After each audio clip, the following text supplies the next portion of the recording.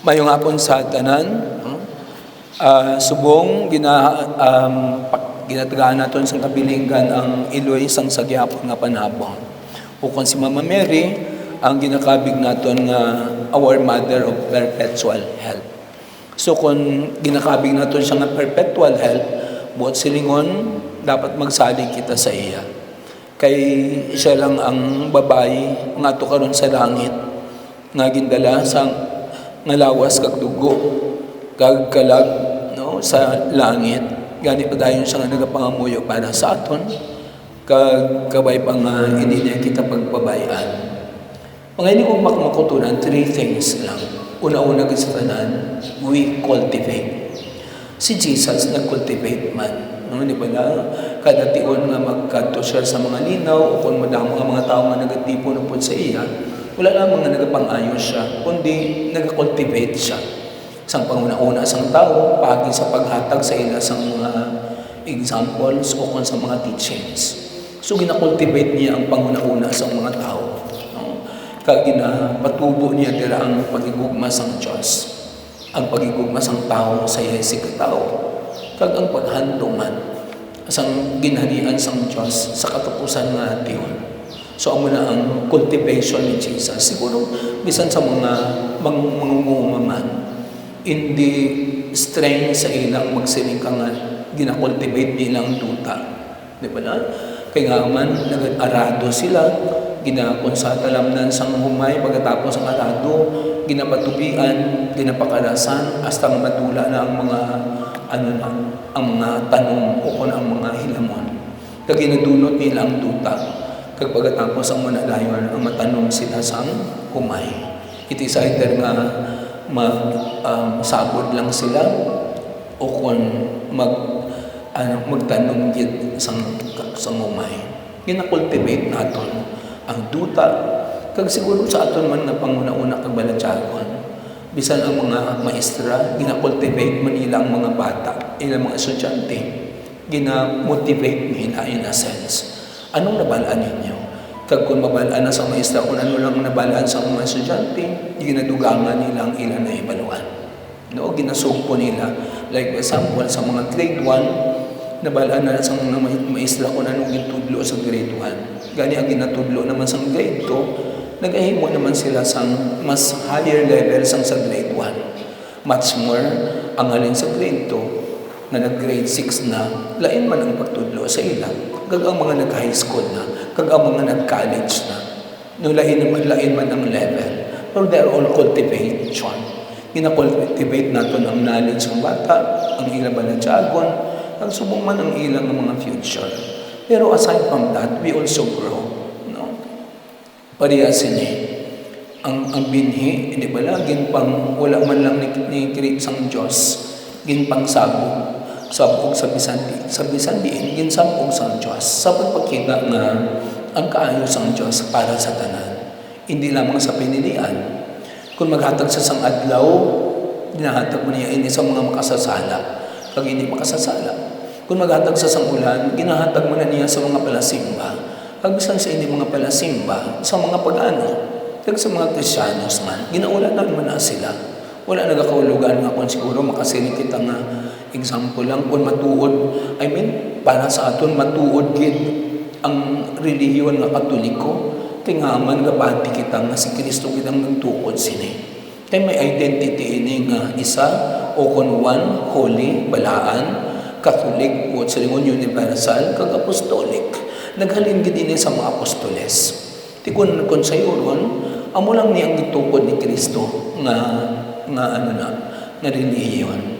Pero ang mga protestante, kung bisan ay man talaga siling nga hindi naging tukod ni Kristo ang ilang na simbahan, pero once ka mag-init, kahatag man ang init, ang Diyos sa ila sa init. Kung magulan, tanan man kita ginaulanan, wala lang ginapili sa Diyos. Kung maggrasya, ang grasya pa naman sa tanan nga nagahimo sang maayo. No, hindi ba lang? Hindi lang para sa mga tao nga nagasimbagin biyerme. Kundi sa tanan mga nagatingwa, may kaayo man ang Diyos. So, we cultivate and we also grow. No? Ang mga bata, ginapatubo natin sila. Hindi lamang sa edad, kundi sa panguna-una man. lain ang atong ginatudlo sa ila. Kag ginapaalam naton o kuno mga maestro kag maestra ginapaalam naton ang mga kabataan. Ayhan sa among mga pari, hindi man kami kabalo kung nag-alam na ang mga sumilimbaw kung wala pa. Kaya nga man, wala man kami kahatag exam. Di ba na, no? Pero kami ang nag-ahamba lang because we are just instruments. Kani ang Diyos kita ang nag-attach sang kada tagipusoon sang tao. Kung kisa may masiling nga may mga tao gidman nga nangin maayo sila. No? So, sa pagpamati nila sang pulong, nag-change sila. Ilan na yan sa pagpauli nila sa ilang balay, makasiling nga tuod, no? Hindi ko nila pag-imuhan. Kaya ako malangyapan lang masaper kung imuon ko na. Hindi ko nagali magsabat sa mga ginikanan ko kaya hindi nagali maayo. Bisan sa akon palabuton, bisan sa akon kaluwasan, hindi na naami gani. Naami man gigali nga magsimba ka kung kung kaisa, kada Domingo. No? Hindi lang bisan everyday, wala ka nagasimba. Katulad sa iba nga everyday gid nagasimba. Ako bisan Domingo lang to at least makasimba ko pag makahatag ko sang para sa Diyos. Kaya tagaan man ko sang para sa akon. So at least we grow. No? Hindi lang kita ang nagatubo, kundi nagapatubo man kita. You grow. No? Nagapatubo ka sa imong bata. Nagapatubo ka man sa inyong kalamnanda. Nagapatubo ka man sa inyong mga business. Di ba lang, kung may business ka, gapatubo ka man, ginapatubo mo na yung business, ang una, ang kapital mo, galabot lang sa 5,000. Subong, ang imong stocks, galabot na sa 500,000. Ang iba ng mga tao, nag-start lang sila sa 500,000. Yung pa niya sila, nag-business ka. Subong, ang imong capital share, nagalabot na sa 2 millions.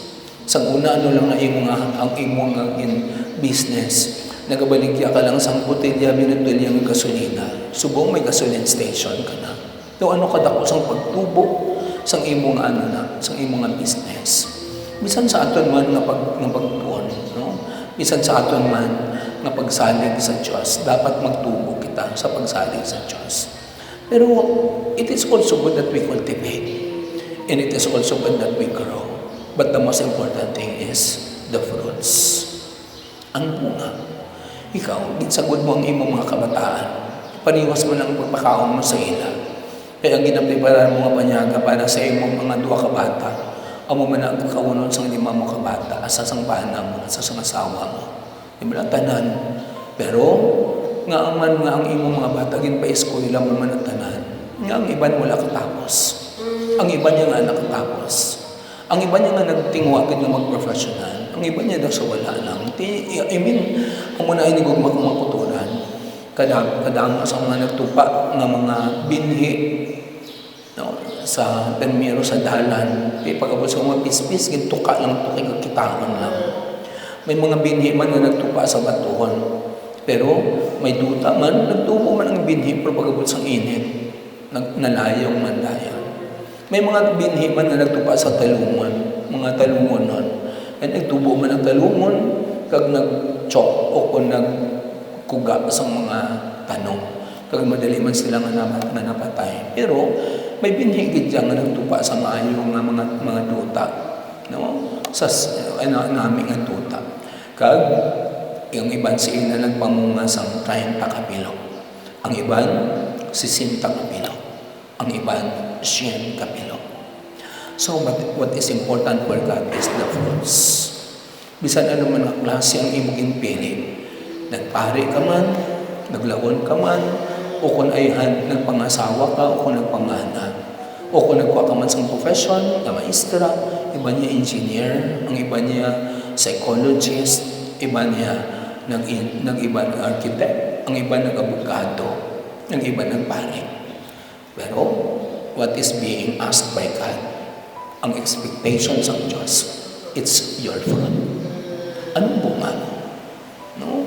Nangin maayo ka nga pari, o kung nangin honest ka nga engineer, o kung nangin honest ka man ayan nga politician, o kung nangin nami ka nga maestro, o kung maestra, o kung nami ka nga architect, bisan ano lang ang kurso. It doesn't matter. God doesn't care about that, about your choice. what is cared by God and what has been expected from you is the fruit of your labor. Ano kadamo ang imong fruits, ang mga bunga mo? Nagpapangunga ka man ayan, pila ka porsyento? 30, 60, o 100?